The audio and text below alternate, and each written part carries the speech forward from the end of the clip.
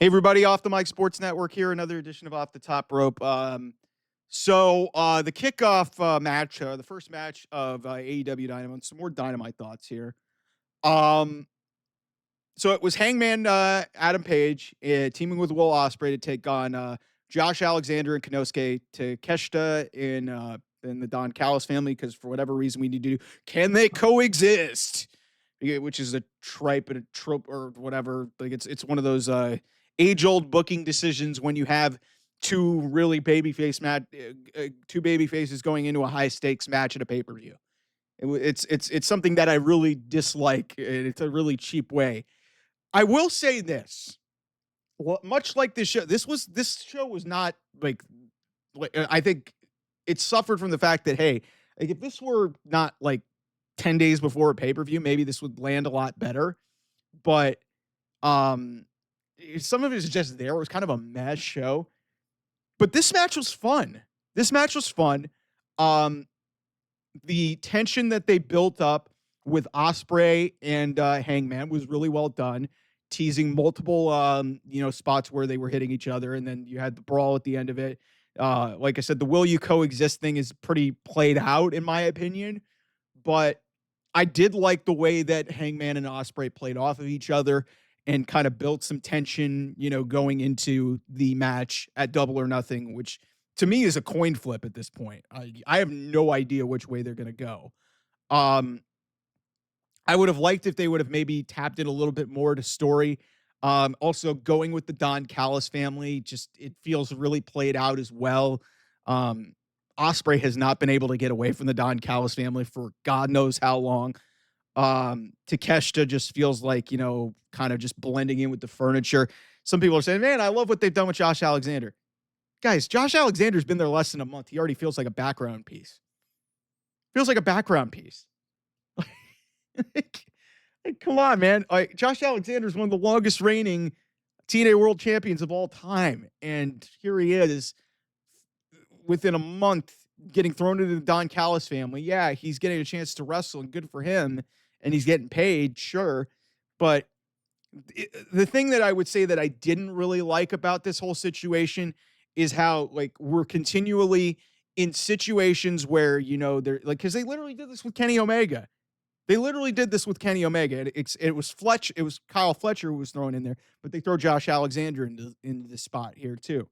And I love Konsuke Takeshita. For those of you who watch this channel, I love Takeshita, the perfect professional wrestler. Don Callis with him as a mouthpiece is fantastic.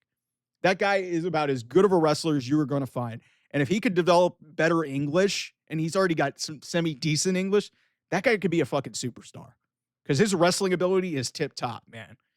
But I don't like that we're just like, hey, this guy just lost the international title, and we're just throwing him into random tags to really elevate a match. That being said, I like what they did in sort of elevating that element of the match. But that also begs the question, why did you need to go to this length and, go with, Don Callis and, they've had the issues with Ospreay.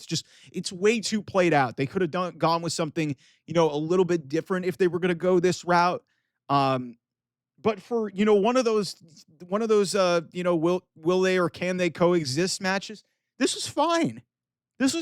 Like I appreciated the intensity, and I appreciated like, the animosity and like the tension, because obviously we know what's on the line at Double or Nothing.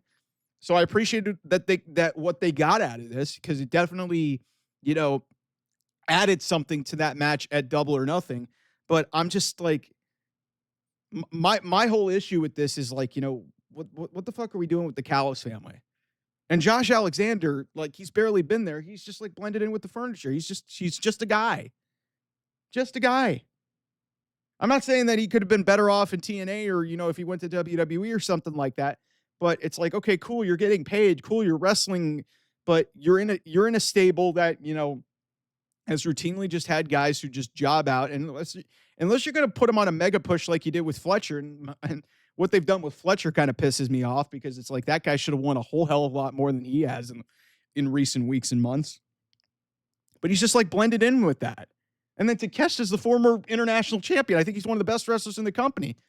Why are we subjecting him to this? Like, it just doesn't, it doesn't really like from that perspective. Like I said, I like what it did for the match at the pay-per-view, but other guys are suffering because of like, priorities in this place.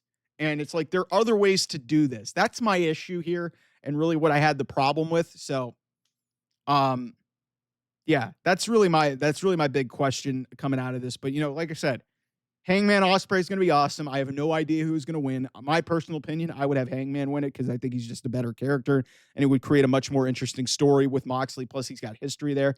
But also, hey, we haven't seen Ospreay challenge for the world title since last year, and Ospreay Moxley hasn't been done. So I could see it going either way. But that was an interesting part of Dynamite. We'll have more stuff coming in throughout the week, wrestling related. Also, a bunch of sports content too. I'll see you guys soon. Bye bye.